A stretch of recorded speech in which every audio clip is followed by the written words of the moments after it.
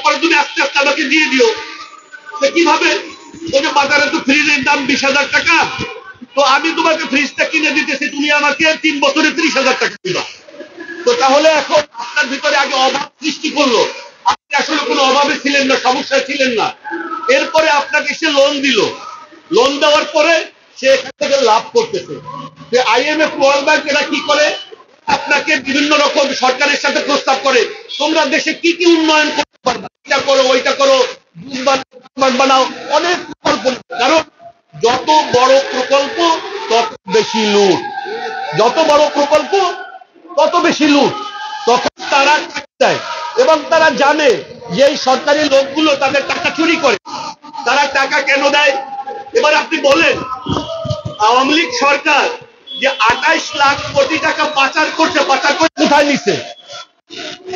ওই নিয়ে গেছে, পশ্চিমা বিশ্বে নিয়ে গেছে 28 লাখ কোটি টাকা। তাহলে IMF ওয়ার্ল্ড ব্যাংক এই দেশে টাকা দিছে, এই দেশে তারা বিভিন্ন প্রকল্প বাস্তবায়ন করে সেখান থেকে চুরি করছে। চুরি করে এই টাকা আবার সেই IMF ওয়ার্ল্ড ব্যাংকের যে দেশ পশ্চিমা বিশ্ব সেখানে চলে গেছে। বুঝতে পারছেন?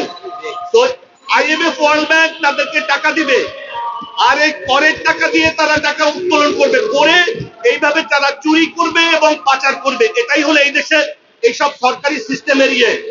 তো এই সরকারি সিস্টেম আপনারা দেখছেন, অভ্যুত্থানের পর আমলাতন্ত্র ভাঙা যায় নাই, কারণ এই আমলাগুলো সব চোর। এরা এই চুরি ব্যবস্থা টিকায় রাখছে, যদি ব্যবস্থা ভাঙেন তাহলে চুরি বন্ধ হয়ে যাবে। এই সিস্টেম তারা ভাঙতে দেয় না এই জন্য।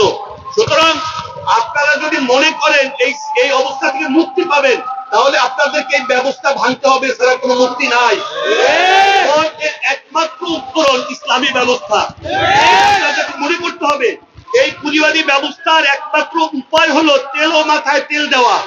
আপনার যদি টাকা থাকে, আপনার যদি একটা বাড়ি থাকে, ব্যাংকে গিয়ে আপনি বাড়িটা মর্টগেজ দিবেন, বলবেন 5 কোটি টাকা লাগবে, টাকা দিবে আপনার বাড়ি। ব্রিলিয়ান্ট মানুষ, একটা প্রকল্প আছে, এটা দিয়ে আপনি বড় কিছু করতে পারবেন, বাড়ি গাড়ি নাই, টাকা নাই, গিয়ে বলবেন এটা আমি ব্যবসা করব, আমাদের 10 লাখ 20 লাখ টাকা দাও, আপনাকে টাকা দিবে না, দিবে না। সুতরাং এই ব্যবস্থা আপনাদেরকে ভাঙতে হবে। কেন মাথায় তেল দেওয়া হয়? বিকল্প ব্যবস্থা হলো একমাত্র ইসলামিক ব্যবস্থা। আল্লাহ তাআলা যেখানে বলেছেন সম্পদের প্রবাহ এমন ভাবে হবে যেন এই সম্পদ কেবল ধনীদের ভিতরে আবর্তিত না হয়।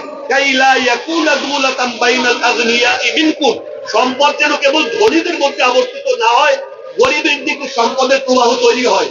আর এই পুঁজিবাদী ব্যবস্থা গরিবের পেটে লাথি মেরে গরিবের পেটে সম্পদের প্রবাহ ধনীদের দিকে ধাবিত করে। এই জন্য আপনারা যদি মুক্তি চান, ব্যবস্থার দিকে ফেরত আসতে হবে, দিকে ফেরত আসতে হবে, আল্লাহর দেয়া ব্যবস্থার দিকে ফেরত আসতে হবে।